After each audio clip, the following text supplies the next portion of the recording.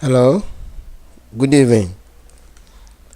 Today we're going to talk about we must first know about our sins to be redeemed. We must first know about our sins to be redeemed. I take my reading from Mark chapter 7 verse 8 and 9. Mark chapter 7 verse 8 and 9. I read, "For laying aside the commandment of God, ye hold the tradition of men, as the washing of pots and cups, and many other such like things ye do." Verse 9. And he said unto them, Full well ye reject the commandment of God, that ye may keep your own tradition. And let's go to Mark chapter 7, 20 to 23. And he said, That which cometh out of the man, that defileth the man. For from within, out of the heart, men proceed evil thoughts, adulteries, fornication, murders. 22. Depth, covetousness, wickedness, deceit, lasciviousness, an evil eye, blaspheming, pride, foolishness.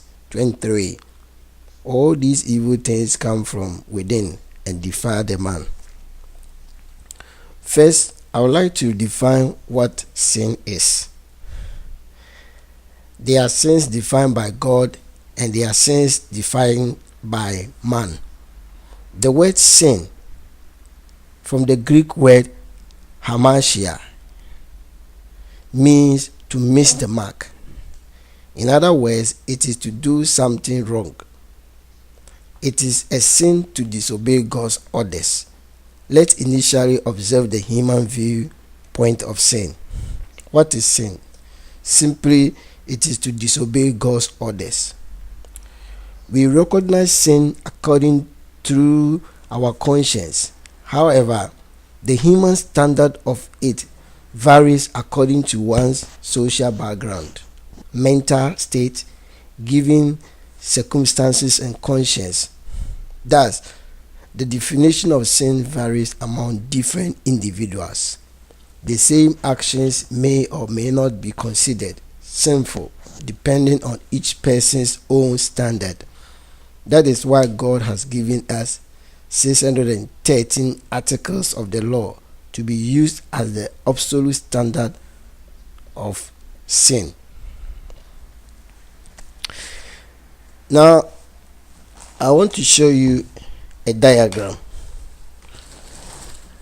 A diagram that will help us to understand what sin actually is.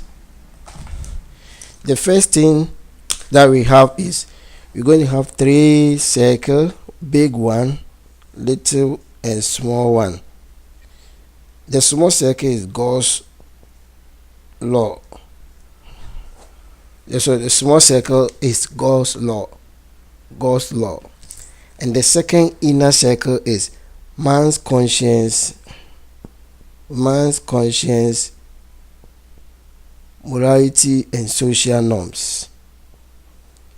So the second circle will be man's conscience, morality, and social norms. And the last circle is national law or civil law. National law or civil law. So we have three circles here. The most center part of the circle is God's law, followed by man's conscience, morality, and social norms. Then we have the national law or civil law. We should never set the standard of sin upon our own conscience based on social norms. The sin of our conscience are not in accord with what God has defined as sin. Therefore, we should not listen to our conscience, but rather base the standard of sin on God's commandment. Each of us has our own idea of what sin is. Some consider it is to be their shortcomings, whilst others deem it to be based on distorted behavior. For example, in Korea, people cover their parents' grave with grass and take it upon themselves to care for them until they die. So this is just a general overview of what we are going to discuss. We'll end this part here, then we'll continue the second part later. See you next time. Bye bye.